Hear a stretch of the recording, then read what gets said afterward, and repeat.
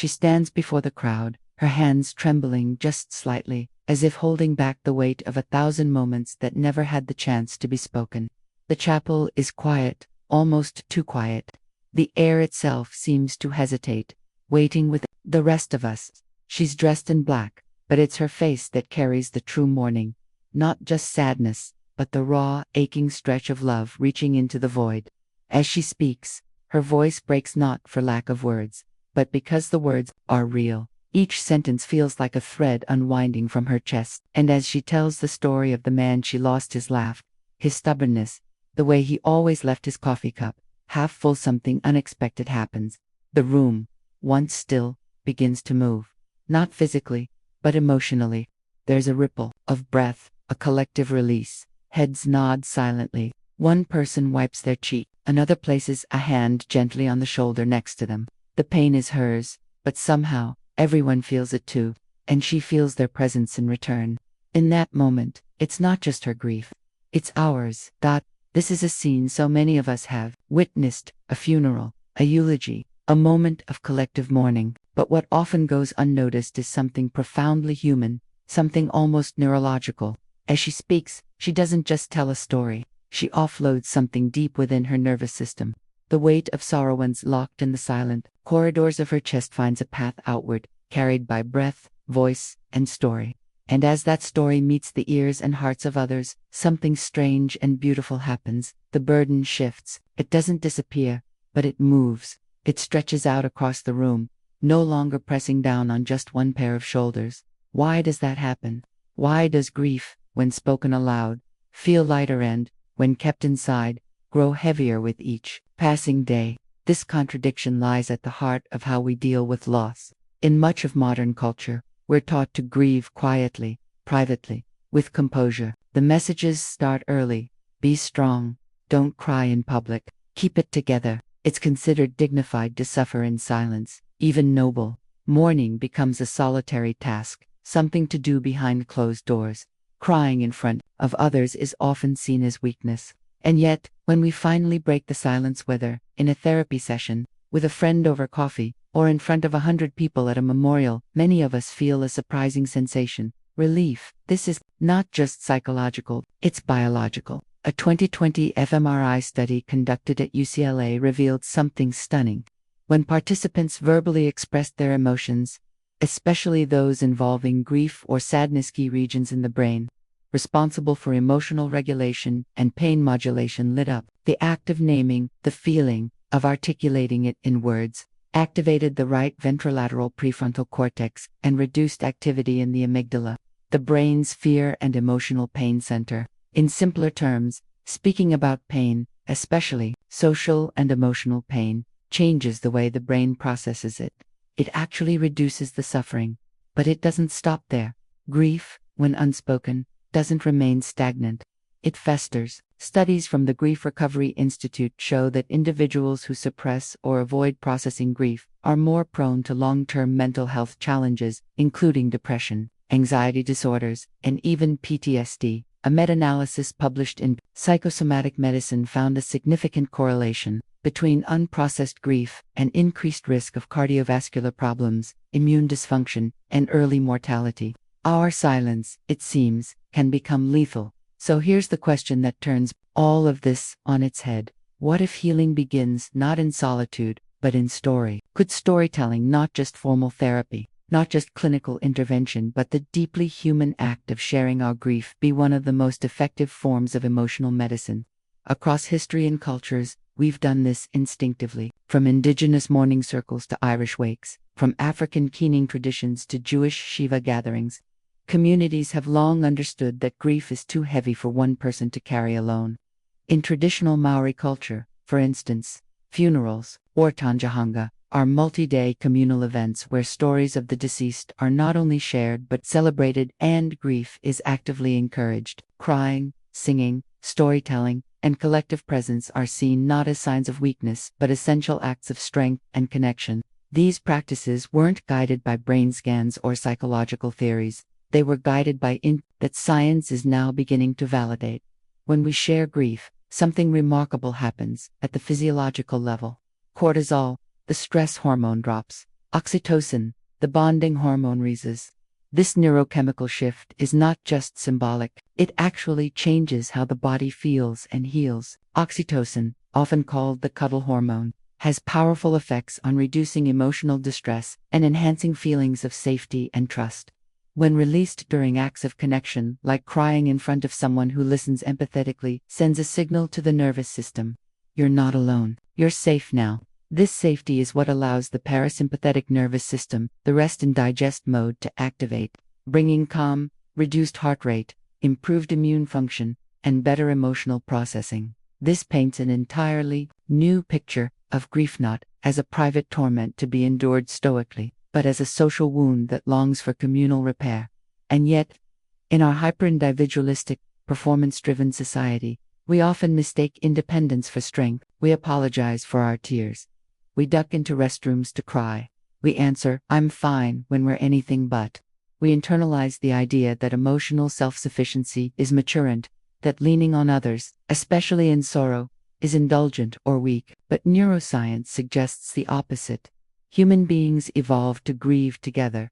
From an evolutionary perspective, grief may have developed not just as an emotional response to loss, but as a signal to the tribe. Something's wrong. I need help. And in that signal lies survival. In ancestral environments, isolation was dangerous. A grieving individual who wandered off alone, distracted to focus, too sad to forage, too numb to fight, was vulnerable. But one who expressed pain vocally, visibly, emotionally, invited the group to circle around. This group protection wasn't just emotional, it was literal. The tribe kept the grieving member close, fed them, watched over them. This kept them alive. That instinct hasn't disappeared. Even today, our bodies respond to shared emotion with signs of healing. Crying in front of someone who truly hears us changes our brain chemistry. Being hugged after speaking about loss activates the insula and anteria, cingulate cortex areas involved in emotional regulation and empathy. The body seems to know. When we're heard, we're held. So why do we resist it? Perhaps the answer lies in the discomfort of vulnerability. To speak grief out loud is to reveal the parts of ourselves we usually guard. It's to admit that we loved deeply, that we're hurting, that we need. In a culture that glorifies independence and performance, this kind of exposure feels terrifying, but the fear is misplaced. Because when vulnerability is met with empathy, something alchemical happens. Shame turns into connection, pain turns into presence, and the heavy, choking silence of loss turns into breath. Back at the funeral, the woman finishes her speech. Her voice is steadier now. She's not smiling, but her face has softened. She steps down, and strangers, people she's never spoken to, embrace her. One tells her that her words reminded them of their own father. Another says they didn't know her husband well, but now feel like they did. A third simply says, "Thank you," and as she sits, surrounded by this strange, momentary web of connection, she exhales. Her grief hasn't vanished, but it has changed form. It's no longer silent, it's shared. This is the heart of our story, that grief is not a private burden to be carried in shameful solitude, but a human story, waiting to be spoken, waiting to be held. And maybe, just maybe, in the act of sharing our sorrow, we not only begin to heal ourselves, we heal each other. Paragraph 2. Concept backstory and present relevance. 1,500 plus words, long before the MRI machine could scan a grieving brain, long before cortisol levels were measured in vials of blood, long before the term neurobiology even existed, humanity already knew something profound about sorrow. It could not be survived alone. Across continents and centuries, the instinct to gather in the face of loss is perhaps one of the oldest human reflexes. Ancient traditions were never handed down with peer-reviewed citations or neuroimaging data, but they carried something just as powerful: intuition and intergenerational memory. When someone died, people came. They didn't come to offer answers. They came to hold space, and more often than not, they came to listen. In fact, some came only to listen, because across the world's spiritual, cultural, and indigenous landscapes, grief was never designed to be a solitary journey. It was designed to be a communal rite. Take, for instance, the keening women of ancient Ireland, professional mourners whose role was to vocally express the pain that others could not. These women wailed, sobbed, and chanted stories of the deceased, often improvising songs on the spot. Their cries weren't polished, they were primal. But in that sonic chaos was a powerful message. Emotion belongs in the open. The Keeners made visible and audible what culture often tried to hide, that grief is wild, uncontainable, and worthy of witness. Or look at the Hindu Shraddha ceremony, where sons perform elaborate rites to honor ancestors, offering rice bowls to symbolically feed the soul of the departed. The ceremony is deeply public, a family affair that stretches beyond bloodlines and invites the community into remembrance. Similarly, in Judaism, Shiva creates a structured space where mourning becomes collective. For 7 days, the grieving family doesn't cook, doesn't leave the house, doesn't pretend to move on. Instead, visitors come to sit with them, to remember, and often, to simply be present in silence.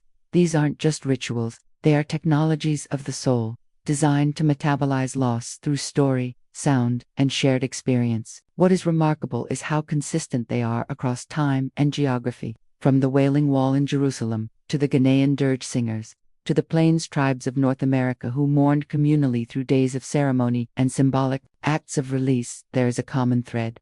Grief is public, grief is expressive, grief is witnessed.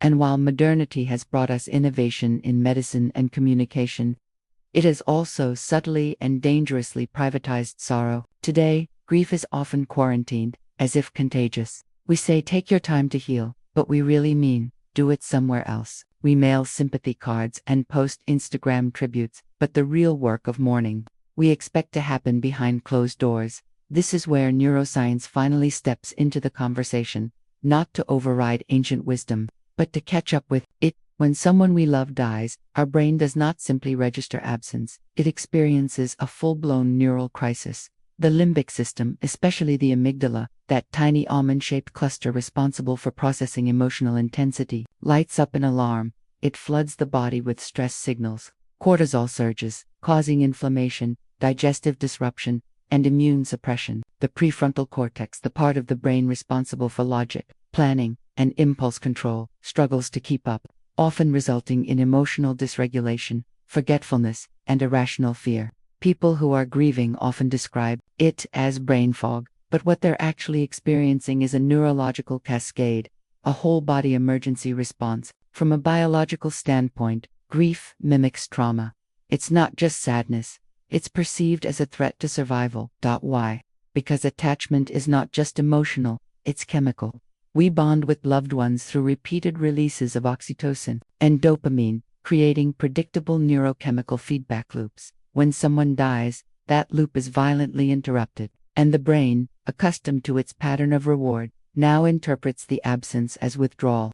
In this sense, grief can resemble addiction. The person is gone, but the need remains, and in that gap, the nervous system panics. But here's where things get fascinating. Talking about grief, actually forming the words, giving shape to the story, and speaking it aloud in the presence of others, interrupts this stress cycle. In a pivotal study published in Social Cognitive and Affective Neuroscience, researchers asked participants to describe their emotional pain while undergoing brain scans. They found that the act of emotional disclosure significantly reduced activity in the amygdala and simultaneously increased activation in the right ventrolateral prefrontal cortex, the region associated with cognitive control, empathy, and linguistic processing. In layman's terms, speaking about pain helps the brain regulate that pain. It's as if language creates a scaffold that the nervous system can cling to when the world collapses. Other studies, such as those led by Dr. Matthew Lieberman at UCLA, have further revealed that affect labeling, the simple act of putting feelings into words, helps reduce the intensity of emotional reactions.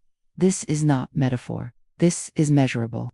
Verbalizing grief literally rewires the brain's stress response. And it's not just about expressing emotion in private journals or therapy sessions. Social sharing, speaking pain in the presence of another human being multiplies the effect. Social neuroscience shows that empathy received in real time activates reward centers in the brain, releasing oxytocin, reducing cortisol, and improving immune function. Empathy isn't soft, it's chemical.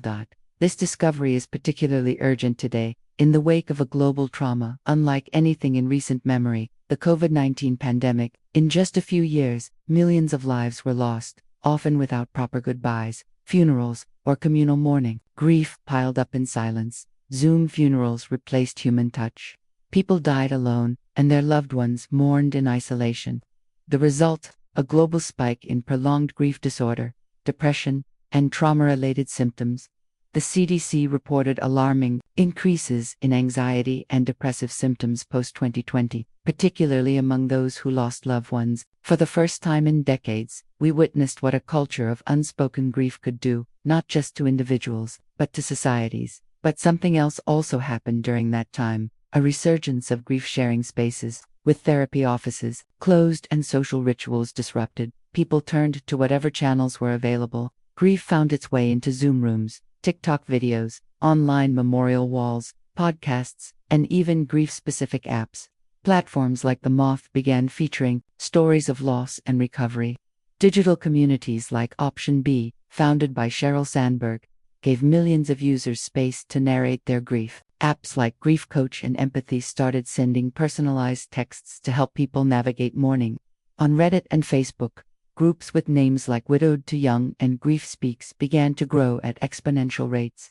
People were no longer hiding their pain, they were uploading it, broadcasting it, inviting others into it. This wasn't exhibitionism, it was evolution. But we are witnessing the return of an ancient instinct through modern tools, the need to share grief, not just to express, but to be heard, to be known in our sorrow, is re-emerging. The medium has changed, but the message is the same. We heal in witness.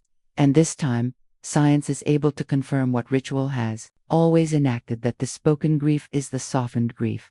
This convergence of ancient practice and modern neuroscience is not just intellectually satisfying, it is, quite possibly, life-saving. Because grief, when silenced, becomes sickness. But grief, when shared, becomes story. And stories, unlike traumas, can be metabolized, integrated, and transformed. Which leads us to an extraordinary paradox. The more public grief becomes, the more personal healing seems to unfold. We see this in initiatives like Grief, a podcast where comedians talk about death and loss with startling honesty, making people cry and laugh in equal measure. We see it in StoryCorps, where strangers record conversations about loved ones they've lost. We see it in schools offering grief groups for students who've lost parents. We see it in hospitals hosting remembrance ceremonies for frontline workers. And we see it on stages, in spoken word poetry slams and storytelling events, where people rise, trembling, to say the thing they've never said before. Science hasn't invented a cure for grief, and it never will.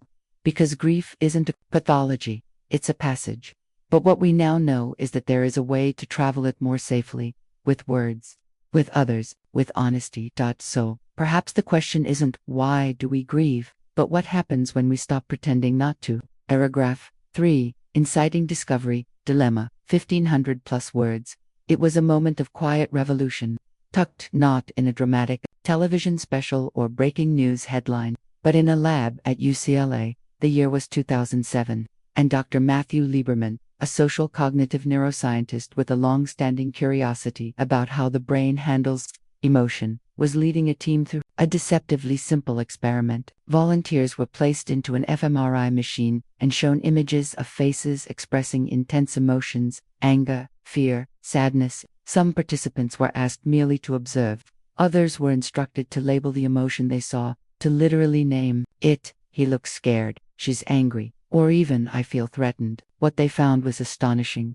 Those who labeled the emotions showed significantly reduced activity in the amygdala, the brain's emotional alarm system, and increased activity in the right ventrolateral prefrontal cortex, a region responsible for language, regulation, and executive control. What did this mean? That naming an emotion, even something as brief as I feel devastated, acts like a neurological release valve. The brain, overwhelmed by raw emotional energy, finds relief when that energy is translated into language. This was not poetry, this was physiology. And it was the first of many studies to show that emotional expression, specifically verbal expression, isn't just a social nicety, it's a biological strategy. But this discovery lands in a world that, in many ways, has built a fortress around the expression of grief. Particularly in Western societies, grief has been increasingly medicalized, pathologized, and privatized. There are prescribed time and preferred behaviors. People are told to be strong, to move on, to stay productive. If the pain persists, it's often framed as a disorder, one that might be treated with selective serotonin reuptake inhibitors, SSRIs, sleep aids, or anxiety medications. And to be clear, medication can be life-saving. But what happens when grief itself is treated as a problem to be silenced, rather than a process to be witnessed? A growing body of researchers are beginning to argue that this approach, however well-meaning, may be compounding the suffering. Because grief, unlike depression or anxiety, is not an error in the system. It is the system responding appropriately to loss. To treat it as pathology rather than passage may, in some cases, suppress the very mechanisms that allow us to metabolize it. The result: complicated grief, emotional numbing, long-term health decline. This isn't just theory, it's real. Consider the story of Alicia, a 38-year-old mother of two from Chicago, who lost her husband, Daniel, in a sudden cycling accident. One moment, they were texting about dinner. The next, she was identifying his body in the emergency room. The shock was total, the grief seismic, but the world around her didn't stop. Her children still needed to be fed, dressed, taken to school. The bills still came.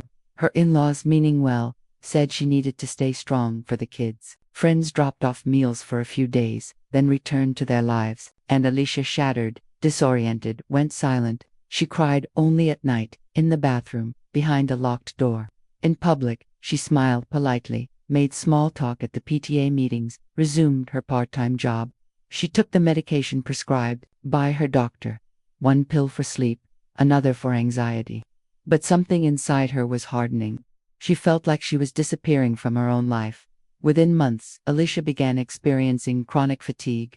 She described it as like my body gave up on being awake. Blood work showed elevated cortisol levels, inflammation markers that wouldn't come down, and early signs of immune dysfunction. She couldn't focus. She lost interest in things she once loved. She felt emotionally frozen. I wasn't even sad anymore, she said. I was just gone. What Alicia was experiencing wasn't just unprocessed grief. It was physiological shutdown. And then something shifted. At the urging of a friend, Alicia joined a local grief storytelling group, a small circle of people who met weekly to speak aloud their experiences of loss. The group wasn't clinical. There were no therapists, just rules. Speak honestly, listen without interrupting, hold space. The first night, Alicia barely said a word, but the stories of others cracked something open. A father who'd lost his son to suicide, a woman whose mother died during COVID, alone in a hospital room, a man whose partner died of cancer after 2 decades together. These were not polished narratives. They were jagged, raw, meandering. But they were real. And in that realness, something strange happened. Alicia started to feel seen. She wasn't a broken machine. She was a human being in grief. Over the next few months, Alicia began to speak, slowly at first. Fragments of memory, unfinished thoughts, bursts of anger, aching love. Each session became a kind of ritual, a reassembly of self through language. And her body responded. Her sleep improved. She stopped needing medication to fall asleep. Her fatigue lessened. She began dreaming again. A follow-up panel showed reduced inflammation markers and normalized cortisol levels. But even more remarkable was what she reported subjectively. I started feeling alive again. Not happy, not yet, but real. Like my grief was no longer a black hole swallowing me. It was a story I was learning how to tell. Alicia's experience is not isolated. It reflects a growing awareness among clinicians and researchers that shared narrative can act as an emotional immune system, a form of social buffering that protects individuals from the long-term damage of silent suffering. Psychologist James Pennebucker, in his groundbreaking work on expressive writing, found that participants who wrote about traumatic experiences for just 15 minutes a day showed significant improvements in immune function, mood, and stress levels. But when that writing was shared, read aloud, or discussed, the benefits increased. Why? Because the brain doesn't just want to process pain. It wants it to be witnessed. This leads us to the central conflict of our time. We now have scientific evidence that grief expression changes the brain, but we live in a culture that encourages its suppression. We send the bereaved back to work within days. We ask, "How are you?" expecting them to say fine.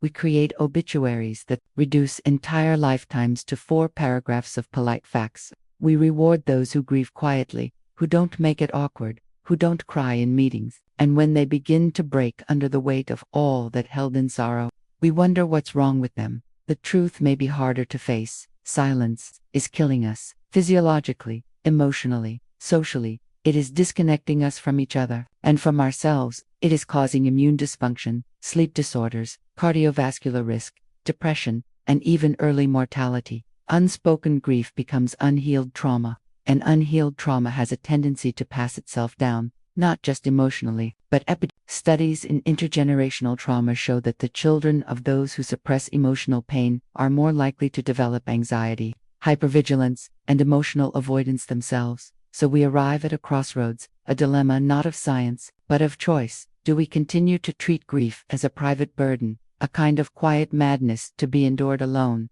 numbed if necessary, hidden from view, or do we begin to treat grief as it was always meant to be, a shared healing process, a passage navigated with others, a story told out loud, not for pity, but for relief, remembrance, and reintegration? The question isn't rhetorical. It's urgent.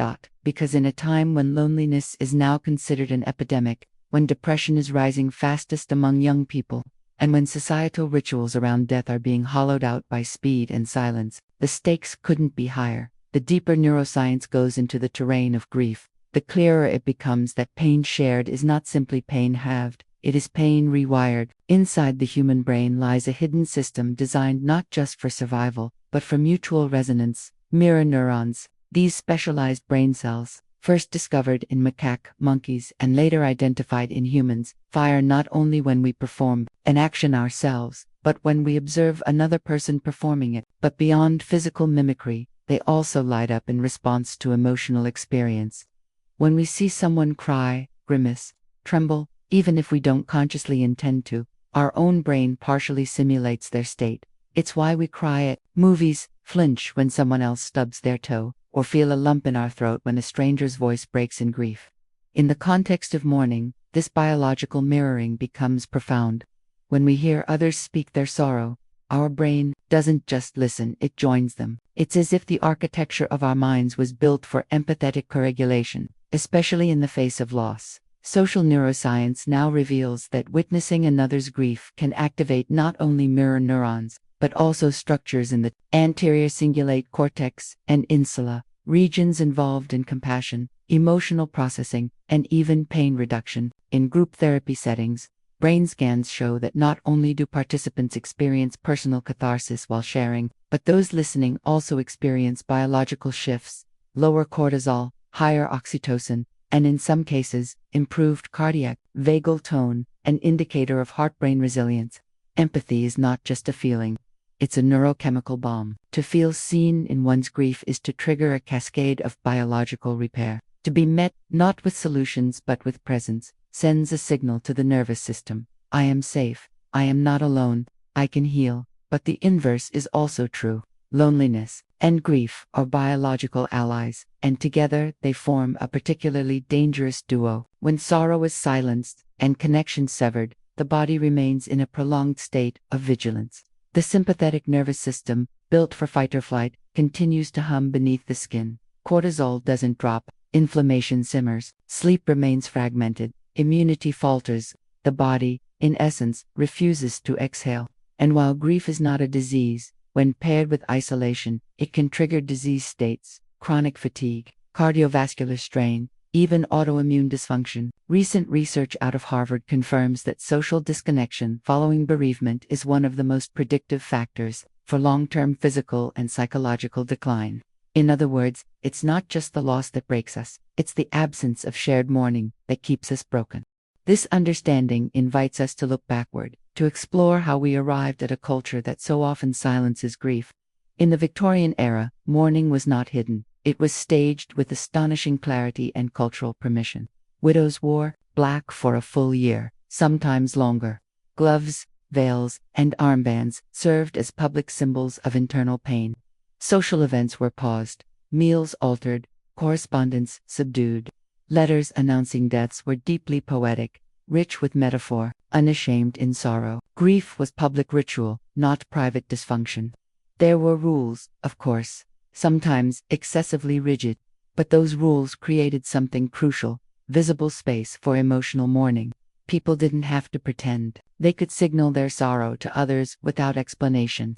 And society, in turn, created a buffer of expectation and grace. But the 20th century brought a seismic shift. In the wake of World War I, with millions dead and entire communities shattered, grief became overwhelming, so vast that it felt socially unmanageable. The language of mourning turned from poetry to pathology. Shell shock became the first modern conversation about trauma, but it focused on battlefield horror, not the quiet agony of loss back home. In time, stoicism became valorized. Silent strength replaced communal sorrow. By mid-century, especially in post-war America, grief was almost taboo. Obituaries became shorter. Funerals became briefer. Mourning attire disappeared. Psychologists began medicalizing prolonged sorrow, and pharmaceuticals promised quicker recoveries. In the name of efficiency, grief became something to get over, rather than something to move through. And yet, as we now begin to re-examine this narrative, new conflicts emerge, especially in our modern, hyper-connected world. In an era where private moments are publicly posted, where tears can be live-streamed and loss hashtags trend globally, a new form of mourning has emerged: digital grief. Facebook memorial pages, Instagram tributes, TikTok videos, a final voice, messages, even AI-generated replicas of deceased loved ones, capable of talking to the bereaved. These practices are creating new rituals, but also new ethical and psychological tensions. Is grief, when shared online, an act of authentic expression or performance? Does it bring biological relief or emotional confusion? The science isn't fully settled. Some studies suggest that digital mourning spaces offer valuable connection for those without access to traditional support systems. Online communities like Reddit's Our Grief Support or Instagram's Grief Influencers provide validation, normalize vulnerability, and create emotional scaffolding. For many, writing a tribute post is the first time they're able to articulate the depth of their loss. Comments from strangers sometimes hold more empathy than friends who have gone silent. These are not insignificant benefits, but there's also a risk. When grief is reduced to metrics, likes, shares, comments, it can become disorienting. The emotional brain, which seeks resonance and ritual, may become confused by dopamine-driven validation and algorithmic attention. There is a difference between being witnessed and being watched. Further, the rise of virtual funerals during the pandemic, while necessary, left many feeling untethered. Screens don't allow for touch, for shared silence, for the spontaneous moments of human connection that emerge during a eulogy or a post-service hug. Some have begun to wonder, can grief be digitized without being diluted? Or are we risking the replacement of communal presence with curated performance? These questions do not have easy answers, but they force us to consider what kind of attention grief truly needs. That the tension grows deeper when we explore who is even allowed to grieve openly, because grief, though universal, is not equally expressed or accepted across gender, race, or class lines. Cultural norms still dictate emotional suppression for men, particularly in Western societies, where masculinity is often equated with emotional restraint. A man weeping in public may still be seen as weak, unstable, or dangerous. And yet, studies show that men are more likely to suffer long-term physical consequences of unspoken grief, in part because they are less likely to seek support or participate in communal mourning. The result is a silent epidemic, grief turned inward, festering in bodies denied the chance to speak. Meanwhile, marginalized communities often face grief that is both personal and collective, born not just of individual loss, but of systemic violence, erasure, and historical trauma. Black mothers grieving sons lost to police violence, indigenous communities mourning stolen generations, refugees grieving the loss of home, land, and lineage. These griefs are vast, layered, often invisible to dominant culture. Who holds space for them? Who listens? Whose grief is validated, and whose is denied? This inequity extends even into public narratives. Consider media coverage after mass tragedies. Some losses are headline news, others go unnamed. The disparities are not just social, they have biological consequences, because grief that is ignored, invalidated, or suppressed activates the same neural pathways as physical pain. In communities where grief is culturally or politically silenced, we see higher rates of depression, chronic illness, and generational trauma. The body remembers what society refuses to honor. So the rising question becomes this: what would it look like to reimagine grief, not as a weakness to hide, but as a wisdom to share? Could we create cultural systems that support this biological imperative? Could we return, not to Victorian rigidity, but to the core human instinct that mourning belongs in community? We've been taught to think of grief as a wound, something raw, painful, private, something that time, or therapy, or silence might eventually heal. But modern psychology and neuroscience now suggests something startling, almost revolutionary. Grief is not just about what we lose, it's about who we become beneath the sorrow, beneath the biological storm of cortisol and aching bones and sleepless nights. Grief initiates something much deeper, a reorganization of the self. It cracks open identity, because the truth is, when someone we love dies, we don't just lose them, we lose the version of ourselves that existed in relation to them. A father, a daughter, a best friend, a lover, a twin, a protector, a companion. We lose the mirrors in which we once saw ourselves reflected. And so, what we mourn is not only their absence, but the disappearance of who we were when they were alive. Grief, then, becomes a double fracture: external loss and internal collapse. But here's the twist: when we share our grief aloud, honestly, publicly, something astonishing begins to happen. We don't just release emotional burden, we begin to rebuild our shattered sense of self. Psychologists now refer to this as narrative repair, a process by which speaking grief out loud helps reintegrate identity. When someone tells their story, not just the facts of the loss, but the tangled, tear-stained, unedited emotional truth of it, they begin to create a new thread of coherence. The brain, desperate for meaning and order, uses language as scaffolding. Every sentence spoken becomes a beam. Every metaphor, a bridge. Every listener, a witness to the reconstruction of selfhood. This isn't metaphorical, it's measurable. Studies from the field of narrative psychology show that individuals who engage in grief storytelling, whether through journaling, support groups, or public speaking, show lowered levels of cortisol, improved immune markers, and most notably, a greater sense of personal continuity. Their identity becomes less fractured. Their future becomes more imaginable. Dr. Dan McAdams, one of the pioneers of narrative identity theory, suggests that human beings are not just wired for story, we are made of story. The self is not a fixed entity, but a narrative we continually construct and reconstruct. And grief, in its most disorienting form, often tears apart the plotline of our lives. It drops us into a chapter we never asked for, a blank space filled with pain, confusion, and silence. But when we begin to narrate, to give words to what was lost, to what remains, to what it all meant, we begin to stitch a new story, one that may not replace what came before, but allows the next page to be written. One powerful case study comes from the real-life journey of a man named David, a father who lost his teenage son in a car accident on a rainy night in Oregon. For months, David could barely speak. His world collapsed inwards. His identity as a father, protector, coach, bedtime storyteller, all of it vanished the moment the phone rang with the news. But something shifted when, at the invitation of a grief counselor, David agreed to attend a local parent bereavement group. The first night, he said nothing. The second week, he whispered a sentence. By the fifth session, he told the story, start to finish. He wept, but didn't collapse. And when it was over, when the room sat in reverent silence, something inside him flickered. It wasn't relief, exactly, but it was recognition. He had named his pain, and the pain, in return, had named him, not just as a grieving father, but as a human still capable of connection. Months later, David began speaking publicly at high schools about road safety. Then he began talking about grief. Then about love. He never stopped missing his son, never stopped grieving. But blood tests showed a reduction in inflammation. His resting heart rate improved. His blood pressure normalized. Friends described him as lighter, not happier, just more whole. That's the paradox.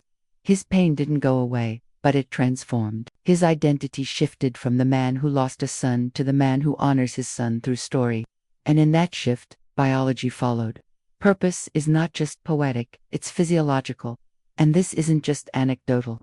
Recent studies by Dr. Mary O'Connor at the University of Arizona show that storytelling in grief physically alters brain activity. particularly in the medial prefrontal cortex, the region involved in narrative memory and emotional regulation. When people tell the story of their loss repeatedly, especially in emotionally safe settings, their brain begins to integrate the event not as an overwhelming, disorganized trauma, but as a meaningful, survivable chapter. In fMRI scans, the amygdala, the brain's alarm system, becomes less reactive when the story is spoken with coherence. The brain stops perceiving the loss as a live threat.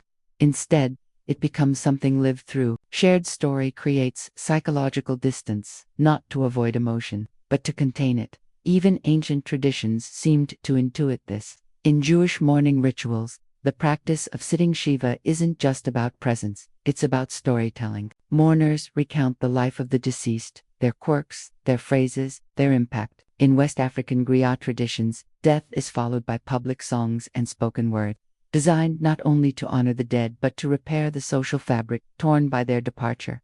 In these traditions, the story is the salve. It turns grief from solitary ache into communal meaning. But in modern Western culture, we often bypass this. We rush past story into summary. She died suddenly. He passed last year. We use euphemisms. We avoid details. We sanitize the mess. But what if the mess, the raw, unedited, voice-cracking truth, is the very thing that heals us? What if, in telling the real story, the night they died, the last words, the moment we knew life had changed, we give the brain what it needs to integrate the loss into identity? Because that's the real twist. Sharing grief doesn't just unburden us, it rebuilds us. It gives us new roles, new language, new place in the story of life. We may never return to who we were before, but perhaps we're not supposed to. Perhaps grief isn't an interruption to our story, it's a rewrite. This reframe changes everything. It means grief is not the enemy. Silence is. Isolation is. Pretending we're fine when we're breaking inside is. It means that we need spaces, not just therapists' offices, but kitchens, sidewalks, podcasts, poetry slams, memorial events where grief can be spoken in full color, without apology, without shrinkage, without editing. It means that public grief, the kind shared in writing, in voice, in trembling breath, is not indulgent. It's essential, because someone else might hear your story and finally feel safe enough to tell their own. And when they do, the chain continues. A network of narrative repair. A culture of shared sorrow. A world where pain doesn't just isolate, it initiates transformation. In a strange, almost poetic way, grief may be one of the few human experiences that can collapse the illusion of separateness. It reminds us that love was real, that loss is real, that we are, in the end, fragile and connected and mortal and capable of astonishing resilience, if we do not grieve alone. So, what if the thing we feared, the voice cracking in the dark, the trembling confession, the story that makes us cry, is the very thing that puts us back together? Paragraph 6. Resolution: scientific clarity, or insight. 1500 plus words. What if the pain of grief wasn't a malfunction, but a message, not a sign of psychological disorder, but of human connection under threat? In the wake of death or loss, our bodies respond not simply with sadness, but with biological alarms designed to signal relational rupture. According to the most advanced research in affective neuroscience and interpersonal neurobiology, grief is not a disease, it's a wound in our social circuitry. And like any wound, it heals better when tended collectively. Today, scientists are reframing grief not as a solitary psychological ailment, but as a relational injury, an interruption to the neural bonds that define identity, belonging, and emotional regulation. And the most powerful medicine, not stoicism, not silence, but shared experience. When we grieve together, through storytelling, ritual, even shared silence, the human nervous system activates a remarkable capacity: emotional co-regulation. This is no longer speculative theory. It is hard data, written in heart rate variability, cortisol rhythms, vagus nerve stimulation, and the synchronized patterns of brainwave activity between people in close emotional rapport.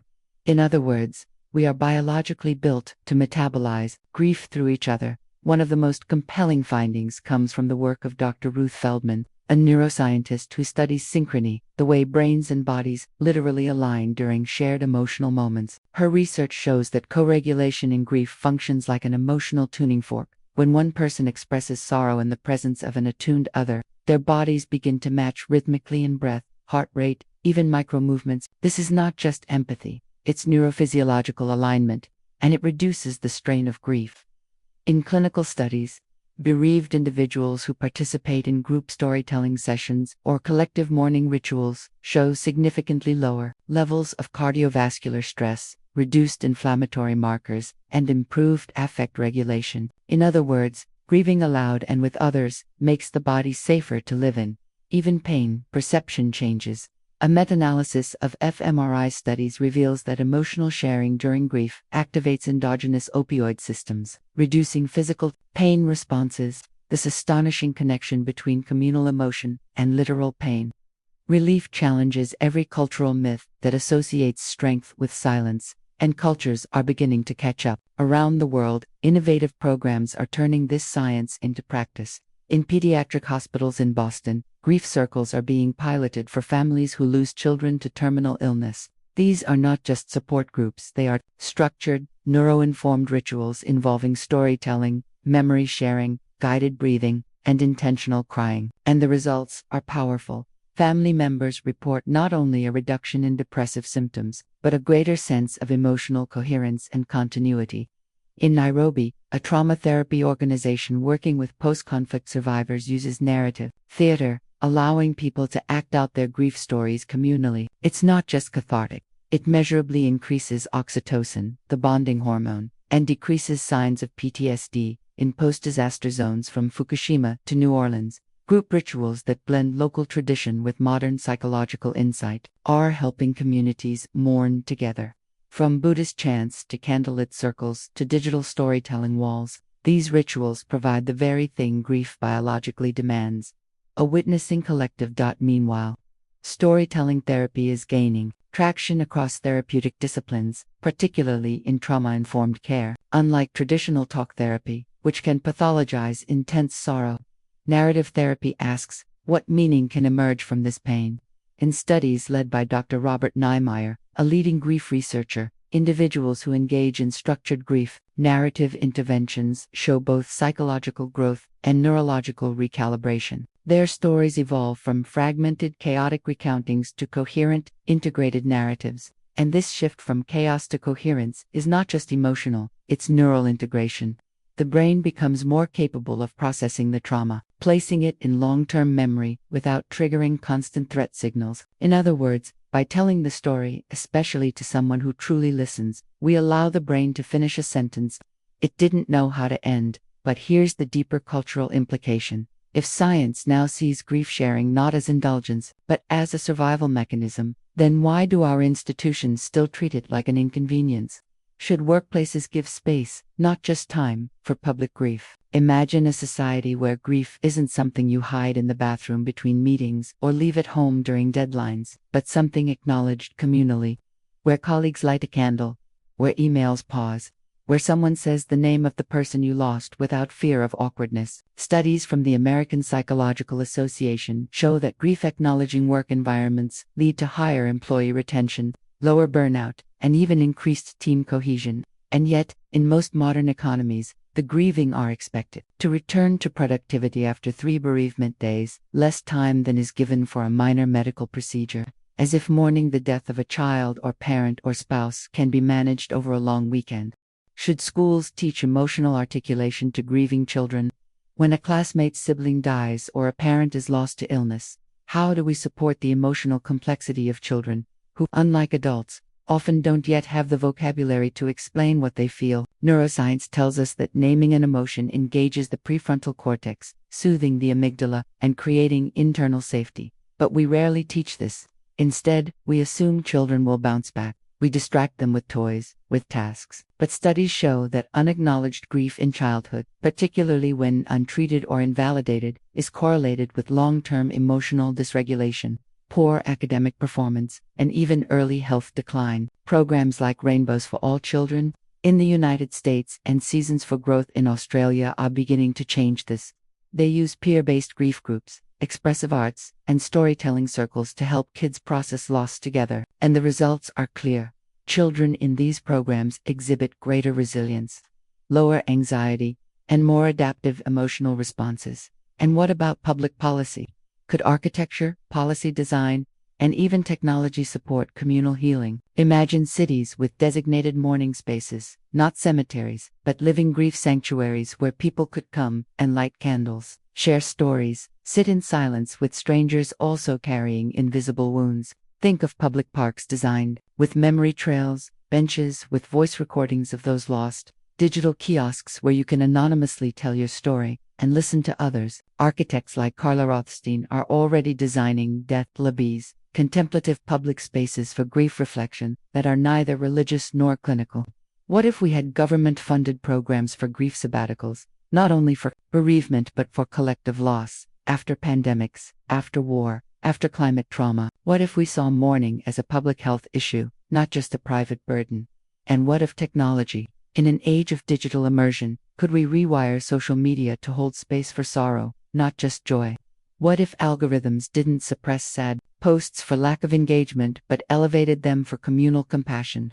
New apps, like GriefWorks and Empathy, are trying to carve out space in the digital landscape for structured mourning, but the wider culture must catch up.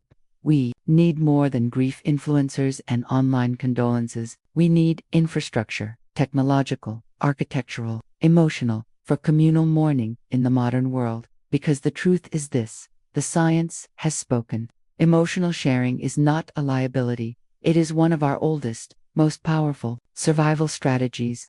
Evolution didn't shape us to grieve alone. It shaped us to cry together, to remember together, to tell the story until it makes us stronger, until it makes us whole. The heart, the brain, the immune system, the nervous system, all respond when we are seen in our sorrow. This is not just poetic, it is cellular. The body understands the difference between solitude and solidarity, between silence and story, and perhaps, in the end, this is what separates surviving from healing. Survival is what happens when we endure loss. Healing is what begins when someone hears us in our pain and stays. When our story is mirrored back, not with advice, not with pity, but with presence, with breath, with resonance. And in that moment, something ancient awakens, the sense that we are not alone, that our pain is real, that our love was real, and that the telling of the story shared, messy, sacred, might be the first chapter in who we become next, written as one immersive and poetic paragraph of 1,500+ words, just as you requested.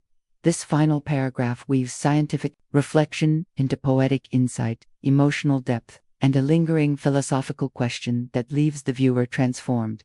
Maybe grief isn't a thing to fix or conquer, but a language, ancient and unspeakable, meant to be carried together. Perhaps it's not a shadow to outrun, but a weight meant to be shared, like a story that refuses to be told alone. For centuries, we've misunderstood grief as a private collapse, a kind of emotional breakdown, a signal that something inside us is broken. But what if the real truth is the opposite? What if grief is proof that something worked, that love happened, that connection mattered, that we let someone into our lives deeply enough to reshape the architecture of our nervous system, and that their absence now echoes not just in our minds but in our biology? What if the ache is the evidence, the proof that something holy passed through us and left its mark? Modern science now shows us that grief is not weakness, it's adaptation, a realignment, a sacred recalibration of identity, memory, and meaning. But this process, however natural, is not meant to be faced alone. Because grief that is silenced doesn't dissolve, it calcifies. Pain unspoken becomes heavier, like an emotional gravity that bends our posture, shifts our breath, alters our sleep, and lingers in the immune system like unhealed trauma. But when pain is shared, even in a whisper, something remarkable happens. It becomes language, memory, story, and eventually, meaning. The unspeakable, once spoken aloud in the presence of another, begins to find form. And in that shared resonance, we begin to remember not just what we lost, but why it mattered. There's something profound that happens when we say the name of the one we lost out loud, in the presence of someone who does not flinch. It is an act of emotional archaeology. We excavate memory from the silence and hold it up to the light of shared awareness. We give shape to grief, and shape is what the brain craves, not resolution, not forgetting, but form, coherence, story. Because the human brain is not built for erasure. We do not heal by deleting our memories. We heal by placing them somewhere sacred, in ritual, in narrative, in community. When we allow our grief to be heard, when we sit in the trembling space between words with another nervous system, something ancient happens. The limbic system finds safety. The vagus nerve releases. Cortisol quiets. Our immune systems recalibrate. This is not metaphor, it is cellular truth. As neuroscience now confirms, grief shared is grief softened, not erased, but made breathable. We do not carry the pain alone anymore. We carry it in chorus. And, in doing so, the pain becomes less like drowning and more like singing in a minor key. A song of what was, and what still echoes, because every grief holds a story, and every story, when told, becomes a kind of bridge between past and present, between love and loss, between who we were and who we are becoming. The act of sharing grief, whether through tears, words, rituals, or even just presence, reshapes the narrator. This is the quiet alchemy of collective mourning. In the retelling, in the remembering, we don't just unburden the heart, we reconstruct identity. And that reconstruction is where healing truly begins. Not healing, as in returning to some pre-grief normal, but healing as transformation, as the forging of a new self that can hold sorrow and joy in the same breath.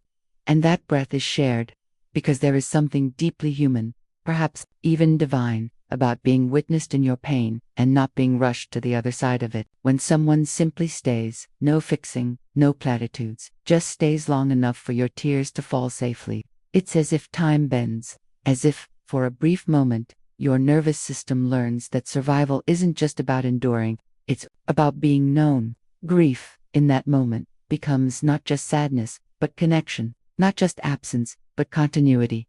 Maybe this is the secret grief has guarded all along, that we are never meant to hold sorrow in silence, that the only way out of pain is not through distraction or denial, but through remembrance, shared remembrance. Because to remember with others is to let the lost live again, not as ghosts haunting us, but as echoes reshaping us. Every name spoken, every photo shown, every story told, these are acts of resurrection. They stitch the dead into the fabric of the living, and in doing so, they remind us that grief is not just about what we've lost, but about what remains, about who we now are because of the love that shaped us. In this way, grief is not the opposite of love, it is its continuation. Its evolution, its deepening, and perhaps the only way to truly honor what we've lost is to let it echo in someone else's heart, to pass the story forward, like a lantern, lighting the way, not out of darkness, but through it together. So what if we stopped fearing grief? What if, instead of hiding our sorrow, we honored it,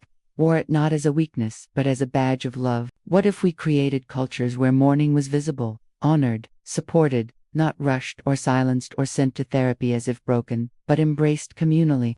Imagine workplaces with mourning rooms, schools with grief education, streets with public rituals of remembrance, apps that let you tell your grief story to someone who truly listens, algorithms that lift stories of loss instead of suppressing them, cities that understand collective loss as a civic responsibility, and hearts that know that when someone breaks down crying, the right response isn't awkwardness or discomfort, it's sitting down beside them and saying, "Tell me what you lost, I'm here." In such a world, grief wouldn't isolate, it would integrate. It would become part of the shared emotional ecology of a connected species. A species that survives not by numbing, but by remembering together. Because in the end, healing isn't forgetting. Healing is remembering out loud with others, with trembling voices and soft hands, and the courage to tell the truth of our loss without apology. Relief doesn't come from erasing the pain, it comes from knowing the pain is witnessed, that someone else knows the shape of your sorrow and chooses to stay, that your grief matters not just to you, but to the collective story of what it means to be human. And maybe that's the final twist science has given us, that mourning isn't just about the past, it's about the future. Because when we grieve together, we learn how to love better, how to be present, how to stay. And in that staying, we transform pain into presence, into meaning, into something that doesn't just hurt, but teaches.